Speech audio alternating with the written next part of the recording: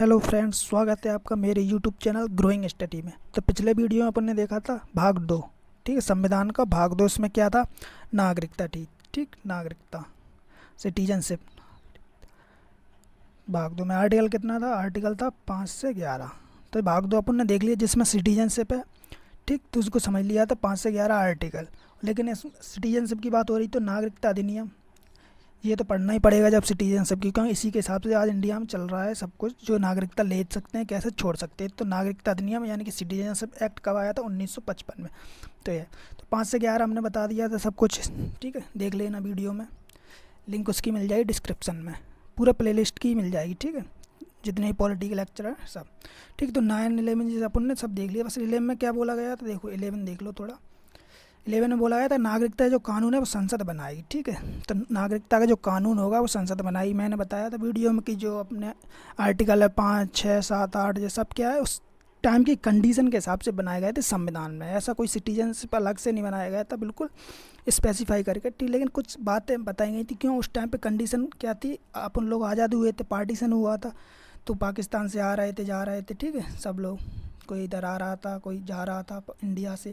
तो उस कंडीशन के हिसाब से उन्होंने कुछ बातें कही थी कि इस हिसाब से नागरिक ले सकते हैं, नागरिक छोड़ सकते हैं उस टाइम पे। तो वो आर्टिकल 5 से 11 में अपन ने देख लिया। 11 में बताया था कि अब जो नागरिकता के लिए जो कानून बनाई वो संसद बनाएगी, क्योंकि अब आज़ाद हो चुके हैं। उसके बाद क्या होगा, जब संसद बनेगी, चुनाव होंगे, संसद बन जाएगी अपनी, तो वो क्या बनाएगी, अब कानून बनाएगी। लेकिन एक्ट में कुछ बातें कह रखी थी, वो उस टाइम की कंडीशन के हिसाब से संविधान बनाने वालों ने लिख दी थी। और लास्ट में आर्टिकल 11 में ये लिख दिया था कि नागरिकता का जो कानून होगा वो संविधान में इतना नहीं लिखा है, उसके लिए कानून कौन बनाएगी? संसद ही बनाएगी अपने हिसाब से। तो इसीलिए बनाया गया था संसद के द्वारा नागरिकता अधिनियम 1955, जो आज प्रेजेंट में जिसके आधार पर इंडियंस नागरिकता ले सकते हैं और कैसे छोड़ सकते हैं, ये सब नागरिकता अधिनियम 1955, सिटीजनशिप एक्ट 1955 में बताया गया है, ठीक है। तो ये नागरिकता अधिनियम 1955 जे आज अपन पढ़ेंगे, ठीक। अब देखो क्या है इसमें, जन्म के आधार पर, ठीक, जन्म के आधार पर पहली कंडीशन क्या है, जन्म के आधार पर किसी को भी नागरिकता मिल सकती है इस अधिनियम के अनुसार। 1955 के अधिनियम के अनुसार जन्म के आधार पर किसी को भी नागरिकता मिल सकती है। ये 1955 में जब बना था तब इसमें कहा गया था। लेकिन इसमें क्या हुआ, अब संशोधन हो रहा है, क्योंकि अब जन्म के आधार पर क्या है, देखो संशोधन पहले देख लो इसमें कब हुए थे। 1986 में पहला हुआ था इस एक्ट में, क्योंकि कुछ बुराइयां हैं, कुछ किसी चीज़ को जोड़ना, घटाना, अच्छी चीज़ को जोड़ना या बुराइयों को घटाना, तो ये संशोधन होते रहते हैं। तो 1986 में हुआ, 92 में हुआ, ठीक है, और कब हुआ, 2003, फिर हुआ 2005, 2015, 19 ऐसे हुए संशोधन, ठीक है। तो ऐसे ही जन्म के आधार पर क्या है, इन्होंने बोल दिया था 1955 कि जन्म के आधार पर किसी को भी नागरिकता मिल जाएगी भारत। अब जन्म के आधार पर मतलब किसी का भी जन्म हुआ, जैसे कोई कपल घूमने आए हैं, ठीक है, इंग्लैंड से आए हैं, अमेरिका से आए हैं, घूमने आए हैं और यहाँ पर रुके कुछ दिन, अगर कोई प्रेग्नेंट है, बीबी वगैरह, ठीक, तो अगर उनका बेबी हो गया है इंडिया में तो उनको क्या होगी, इससे नागरिकता मिल सकती है, उस बच्चे को मिल सकती है, क्या मिल ही जाएगी इस कंडीशन के हिसाब से उस टाइम पे। क्योंकि बच्चा अगर बड़ा हो कहे कि मैं तो नागरिक इंडियन नागरिक हूँ, तो बिल्कुल हो, क्योंकि उसकी मैं लिखा है जन्म के आधार पर तुम्हें नागरिकता मिल सकती है किसी को भी, ठीक। तो ये कंडीशन क्या है, थोड़ी गलत सी है, क्योंकि कोई भी आएगा, बेबी हो जाएगा, इंडियन की सिटीजनशिप मिल जाएगी। तो इस हिसाब से कोई भी आतंकवादी भी आ सकते हैं, यहाँ पर रह सकते हैं, और जन्म हो गया उनका बेबी, तो वो क्या, उनका बच्चा यहाँ का सिटीजनशिप हुआ है, तो ये क्या नहीं, ठीक। तो उन्होंने क्या संशोधन किया 1986 में, मैंने बताया। उसमें क्या, माता पिता में से कोई एक इंडियंस होना चाहिए, ठीक। तो 1986 में माता पिता में से एक इंडियंस होगा तो कम से कम एक इंडिया का तो व्यक्ति है, ठीक। तो 1986 में इसमें संशोधन किया गया कि माता पिता में से कोई एक होना चाहिए। बट फिर क्या हुआ, 2003 में थोड़ा और संशोधन किया गया इसी में कि दोनों वैलिड होने चाहिए। माता पिता जो होंगे, जैसे मान लो यहाँ पर इंडियन कोई पाकिस्तान या इंग्लैंड से आया, उसने शादी कर ली जम्मू कश्मीर या इंडिया किसी भी राज्य लड़की से, तो लड़की तो होगी इंडियंस, तो उसके जन्म जो बेबी होगा उसका क्या हो जाएगा, सिटीजनशिप उसमें मिल जाएगी, क्योंकि उसकी माता यहाँ की इंडियन की है, ठीक है, उसकी मदर जो है वो इंडियंस है, तो मिल जाएगी। और जैसे कोई पाकिस्तान से आया, घूमने आया, या फिर यहाँ एजुकेशन के लिए आया, 6 महीने के लिए, 5 महीने, 1 साल के लिए, और शादी कर ली, तो ठीक है, तो बेबी जैसे हुआ तो फिर वो क्या हो जाएगा, इंडियन हो जाएगा। तो 2003 में संशोधन किया कि जो कोई बाहर से आएगा, कोई भी व्यक्ति अगर शादी वगैरह करेगा तो उसकी पूरी जांच पड़ताल होगी, किस लिए आया, पढ़ने के लिए आया, क्या डॉक्यूमेंट सब वैलिड होने चाहिए, दोनों के, माता के और पिता के भी, ठीक है, क्योंकि इससे आगे दिक्कत आ सकती थी, इसीलिए। तो दोनों यहाँ पे क्या माता पिता में से कोई एक होगा, कोई वैलिड की कोई बात नहीं कि यहाँ पे क्या 2003 में बोला कि वैलिड होना चाहिए दोनों माता पिता। अगर माता यहाँ की परमानेंट इंडियंस है फॉर मदर, ठीक है, तो उसको वैलिड होगी, वो उसकी जांच होगी, और जो बाहर से आएगा उसकी तो और ही अच्छे से जांच होगी, ठीक है, वैलिड है या नहीं है, डॉक्यूमेंट वगैरह 6 महीने के लिए आया, 1 साल के लिए किसके लिए आया, क्यों आया, कब शादी की, ये सब। तो यहाँ पे 2 बार संशोधन 1986 में हुआ, थोड़ा सा सुधार किया गया इसमें, क्योंकि पहले बहुत बुरी कंडीशन थी शुरुआत में, फिर 2003 में और अच्छे से सुधार किया गया। तो ठीक है, तो नागरिकता अधिनियम में पहले ही बात क्या कही, जन्म के आधार पर किसी को भी मिल सकती थी, ठीक, शुरुआत में जब था। तो अधिनियम में जो एक्ट संशोधन हुआ तो उसके हिसाब से हो गया। अब देखो दूसरा, दूसरा क्या है, वंश के आधार पर, ये याद रखना, वंश के आधार पर। जैसे आजकल अपन को भी जो नागरिकता मिली हुई है वंश के आधार पर मिली हुई है, कि अपने पेरेंट्स हो या कोई भी हो, दादा दादी कोई भी हो, ठीक है, तो पेरेंट्स के हिसाब से वंश के आधार पर, जैसे अपन को अपने पेरेंट्स माता पिता के आधार पर मिली हो, अपने माता पिता को उनके माता पिता के आधार पर मिली है, क्योंकि अपन ने कोई ना रजिस्ट्रेशन वगैरह ना ऐसा हो तो कोई कंडीशन है नहीं, ठीक। तो वंश के आधार पर मिली है नागरिकता, तो अपन दो तरीके, एक होगी जन्म के आधार पर, एक अपन ले सकते हैं वंश के आधार पर, कि यहाँ पर तुम्हारे माता पिता यहीं के इंडियंस, तुमको नागरिकता मिल जाएगी, ठीक।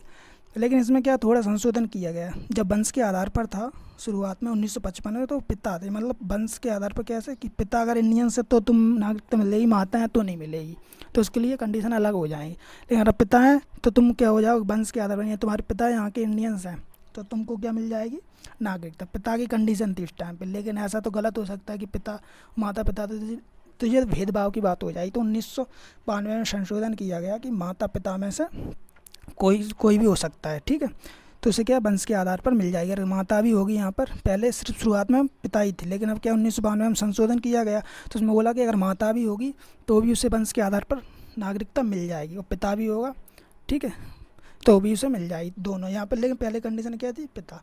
जैसे एग्जाम्पल तौर पर देख ले, सानिया मिर्ज़ा है, शोएब मलिक। सानिया मिर्ज़ा इंडियन सिटीजनशिप है, अभी भी है, और शोएब मलिक पाकिस्तान, ठीक है। तो अब जैसे अगर बेबी इसके हिसाब से चलते हैं, शुरुआत के हिसाब से, तो उसका जो बेबी होगा तो वो क्या पाकिस्तान की नागरिकता के हिसाब से हो जाएगा। क्यों? क्योंकि उसके पिता कहाँ का है, पाकिस्तान का, और पिता के हिसाब से चलेगा तो पिता के हिसाब से वो पाकिस्तान का हो जाएगा। बट 1992 में कर दिया संशोधन, तो अब क्या है, अब सोनिया मिर्जा क्या इंडियंस की है, तो वो बच्चे के ऊपर डिपेंड रहेगा कि तो कहाँ की लेना चाहता है, क्योंकि उसके पास यहाँ पे अब दोनों वैलिड है। अब पाकिस्तान की लेना चाहे तो पाकिस्तान की मिल जाएगी उसे, और इंडियंस लेना तो अब उनकी माता के हिसाब से मिल जाएगी। अगर पिता के हिसाब से बनी रहती, शुरुआत के हिसाब से संशोधन नहीं होता, तो वो पाकिस्तान का ही होता सिटीज़न, क्योंकि उससे पिता के आधार पर थी, ठीक। तो ये दोनों समझ में आए होंगे अच्छे से, ठीक है। जन्म के आधार पर भी बता दिया, वंश के आधार पर भी बताया। तीसरा है पंजीकरण, यानी कि रजिस्ट्रेशन। बाय रजिस्ट्रेशन, रजिस्ट्रेशन के द्वारा अपन क्या कर सकते हैं, नागरिकता ले सकते हैं इंडियन की। कैसे ले सकते हैं, उसके लिए अपन को 7 साल, शुरुआत में कितना था, 6 महीने था, जब 1955 में बना था नियम कानून, तब क्या था, 6 महीने, बस 6 महीने रहो और रजिस्ट्रेशन के द्वारा इंडियन की सिटीजनशिप ले लो। लेकिन फिर क्या किया, फिर 5 साल किया गया, लेकिन प्रेजेंट में क्या है, 7 साल। संशोधन हो रहा है, मैंने बताया संशोधन होते रहते हैं। तो प्रेजेंट में कितना है, 7 साल। अगर 7 साल तुम रह रहे हो इंडियन, यहाँ पर रहे हो, पढ़ रहे हो, 7 साल कुछ भी किया हो, शादी कर ली हो, तो 7 साल तक रहना पड़ेगा। फिर उसके बाद क्या, रजिस्ट्रेशन करना पड़ेगा, डॉक्यूमेंट वेरीफाई वगैरह ये सब करना पड़ेगा। और कहाँ करेगा, होम मिनिस्ट्री में, ठीक, गृह मंत्रालय, सब प्रोसेस होगी पूरी, ठीक। तो इसको क्या, बाय रजिस्ट्रेशन, तो ये याद रखना 7 साल। ये पूछा जा सकता है कि रजिस्ट्रेशन के द्वारा कितने सालों तक यहाँ रहा जा सकता है, तो वह कितना, 7 साल, ठीक है, बाय रजिस्ट्रेशन, ठीक है। तो रजिस्ट्रेशन के द्वारा 7 साल तक उसे रहना पड़ेगा, रजिस्ट्रेशन पर उसके बाद करना पड़ेगा डॉक्यूमेंट वेरिफिकेशन, जो कुछ भी होगा प्रोसेस वो होगा। तो ये पूछा जाता है कि मतलब रजिस्ट्रेशन कितने साल बाद, अब उनसे बोल नहीं सकते हैं, मतलब रजिस्ट्रेशन के हिसाब से कितने साल तक अपन रहना पड़ेगा, कितने साल तक उसके बाद रजिस्ट्रेशन होगा, तो ये 7 साल तक। तो ये पूछ लिया जाता है कभी कोई क्वेश्चन में, ठीक है, पंजीकरण के द्वारा, रजिस्ट्रेशन के द्वारा, ठीक। 3 कंडीशन हो गई। अब चौथी कंडीशन क्या है, देसीकरण, नेचुरलाइजेशन, ठीक है। तो देसीकरण का मतलब कि देश के माहौल में ढलना। तुम्हें देश के माहौल में अगर ढलना पड़ेगा तभी जाके सिटीजनशिप मिलेगी। कैसे ढलना पड़ेगा, उसके लिए 10 साल तक रहना पड़ेगा। 10 साल तक हर किसी के लिए नहीं है, ठीक। उसके लिए कंडीशन है, उसमें कंडीशन है जैसे अपनी 22 भाषाएँ संविधान में, तो उसमें से एक भाषा का ज्ञान होना चाहिए, मतलब ज्ञान यानी कि समझ सकते हो, पढ़ सकते हो, उसके बारे में जानकारी होनी चाहिए थोड़ी बहुत, ठीक। तो 22 भाषा में से कोई एक भाषा, प्लस 10 साल तक तुम्हें इंडिया में रहना होगा, प्लस तुम किस फील्ड से आते हो, उसमें से कला का फील्ड होना चाहिए, विज्ञान का यानी कि आर्ट साइंस, और ठीक है, भारतीय भाषा बता ही दिया, उसमें से एक भारतीय भाषा का आना चाहिए, आपको बोलनी आनी चाहिए, लिखनी आनी चाहिए, ये सब चीज़ें, और 10 साल तक रहना पड़ेगा, ये कंडीशन है। ठीक, तो जित क्या है देसीकरण, देसीकरण मतलब 10 साल तक रहोगे, इंडिया के माहौल में ढल जाओगे, उसकी भाषा समझने लगोगे। और उसमें कंडीशन क्या है, आर्ट से या विज्ञान से अगर आ रहे हो, तुम्हारा फील्ड आर्ट या विज्ञान है, तो यहाँ पे भी तुमको नागरिकता मिल जाएगी। इसकी कंडीशन है क्या, तो ऐसा पूछा जाता कि देसीकरण के तहत कितने साल तक रहना चाहिए इंडिया में, 10 साल। ठीक, तो ये कंडीशन कि 10 साल ही लगेंगे, 7 साल नहीं, 5 साल नहीं, पूरे 10 साल हैं। तो देश को समझने के लिए, देश के माहौल में ढलने के लिए, अगर तुम्हें अच्छा लग रहा हो तो 10 साल में तुम्हें समझ में आया कि हमें यहाँ की नागरिकता लेनी चाहिए नहीं लेनी चाहिए। ठीक, उसके अलावा तुम किस फील्ड से हो, साइंस से हो या आर्ट से हो, वो भी देखा जाएगा। एग्जाम्पल के तौर पर देख लो, जैसे अदनान सामी सिंगर है, अदनान सामी, ठीक है, पाकिस्तान के सिंगर हैं, ये काफ़ी साल से यहाँ रह रहे हैं, 10 साल से पहले से भी रह रहे हैं। ठीक है, अदनान सामी, तो उनको 22 भाषाओं में से उनको ज्ञान है, जो भी हो, हिंदी या ठीक है, और कोई भी हो, कश्मीरी, उससे पता नहीं, हिंदी होगी इनकी। ठीक है, उनको ज्ञान, मतलब ज्ञान का मतलब ये पूरा परफेक्ट नहीं, मतलब समझने आनी चाहिए, लिखनी आनी, बोलनी, वो सब कंडीशन। ठीक, और कला से तो वो आते ही हैं, कहाँ से, सिंगिंग है ही उनकी आर्ट, ठीक, कला, और 10 साल से पहले से रह रहे हैं, तो उनको नागरिकता इंडियन की मिल चुकी है। ठीक, तो ये कंडीशन है, तो ये याद रखना, देसीकरण। अब देखो अगला लास्ट, अर्जित भूमि। अर्जित भूमि मतलब जैसे अपन ने कोई युद्ध किया या कुछ भी किया, जैसे अब किस सिक्किम में 1975 में अपन को मिला था, ठीक, गोवा है 1961 में अपन ने ये सब ले लिया, इस गोवा पुर्तगाली से ले लिया था, तो अपन ने वो क्या जीत लिया था या ले लिया था। ठीक, तो अब जीत लिया था मतलब अर्जित कर ली थी अपन ने भूमि उसको, तो उसमें जो नागरिक रह रहे होंगे इस टाइम पे, तो वो ऑटोमेटिकली इंडियन नागरिक हो जाएंगे। ठीक है, जैसे पाकिस्तान का कोई एरिया, चाइना कोई एरिया जहाँ पे जनता रह रही, अपन ने उस एरिया को जीत लिया, तो वो अर्जित भूमि हो गई, तो वो अपनी भूमि होगी, तो उसमें रहने वाले व्यक्ति अब वो भी अपने ही नागरिक हो जाएँ। फिर वो बात की कंडीशन है उनको यहाँ पर रहना है या नहीं, तो यहाँ पर छोड़नी पड़ेगी या सब, वो प्रोसेस अलग है। ठीक, तो अर्जित भूमि से मतलब अपन क्या है, नागरिकता कैसे लेते हैं कि किसी कोई भूमि को अपन ने जीत लिया, तो वो क्या हो गई, अर्जित भूमि हो गई, तो उसके अंडर जितने भी नागरिक होंगे तो वो फिर क्या, इंडियंस ही नागरिक हो जाएंगे। तो ये हो जाएगा एक लास्ट क्या है, अर्जित भूमि के द्वारा नागरिकता ऐसे भी मिल सकती है, ऐसे मिल जाएगी ऑटोमेटिकली। तो ये याद रखना। तो नागरिकता अधिनियम में कितने तरीके से बताई गई, 5 तरीके से बताई गई नागरिकता कैसे ले सकते हैं, जन्म के आधार पर, वंश के आधार पर, और पंजीकरण रजिस्ट्रेशन के आधार पर, देसीकरण के आधार पर, और अर्जित भूमि। ठीक है, जीती हुई भूमि या कुछ भी जैसे भी भूमि मिली हो इंडिया में अगर शामिल हो गई है तो, ठीक है, तो अर्जित भूमि उसमें रहने वाले व्यक्तियों को फिर मिल जाएगी सिटीजन से। तो ये चीज़ें, तो ये नागरिकता अधिनियम ठीक समझ में आया होगा। 1955 याद रखना, पूछा जाता है क्वेश्चन, कब आया था नागरिकता अधिनियम, 1955। ठीक, अब देखो ये तो क्या है, अपन को नागरिकता मिलने की, अपन त्याग भी सकते हैं, नागरिकता का समापन कर सकते हैं, मतलब कैसे समापन हो सकती है किसी इंडियंस की नागरिकता। ठीक, तो ये भी है इसी में। तो 3 तरीके से, 5 तरीके से मिल सकती है, 3 तरीके से समाप्त की जा सकती है त्याग की तरह। अगर त्याग के द्वारा मतलब कोई इंडियंस है, छोड़ के जा रहा है कि हमने वहाँ की सिटीजनशिप ले ली है, विदेश की ले ली है, हमें यहाँ की छोड़नी है, तो वो हो गया त्याग। तो ऐसे छोड़ी जा सकती है, यानी कि सिटीजनशिप ऐसे समाप्त हो सकती है। अगर तुम किसी बाहर अमेरिका या इंग्लैंड कहीं पे जाके रहो, वहाँ की सिटीजनशिप ले लोगे तो ऑटोमेटिकली यहाँ की ख़त्म हो जाएगी, यानी कि तुमने त्याग कर दिया। बर्खास्त दूसरी देख लो। बर्खास्त में क्या है, तो मतलब इलीगल तरीके से रह रहे हो, ठीक है, या फिर कुछ गलत देशद्रोही काम कर रहे हो, कुछ कर रहे हो, तो या कानून के हिसाब से तुम्हारी सिटीजनशिप नहीं है, तुम उसके खिलाफ कर रहे हो काम, तो तुम्हारी क्या नागरिकता बर्खास्त कर दी जाएगी। तो ये तीसरे में क्या, वंचित कर दिए जाओगे। ठीक, तो वंचित का मतलब वही में, इसमें क्या, इसमें कंडीशन यही कि गलत तरीके से वैलिड हो कि अनवैलिड हो, वो तरीके से कोई गलत डॉक्यूमेंट का यूज़ करके यहाँ पे नागरिक ले बनवा लिए उसने डॉक्यूमेंट और रह रहा हो गलत तरीके से, तो उस अगर जानकारी मिलेगी गृह मंत्रालय को, तो तुम्हारी क्या है जो नागरिकता है उससे वंचित कर दिया जाएगा, तुम्हें उसकी अपनी नागरिकता से वंचित कर दिया जाएगा। तो 3 तरीके से होती है, बस याद रखना, त्याग, बर्खास्त और वंचित।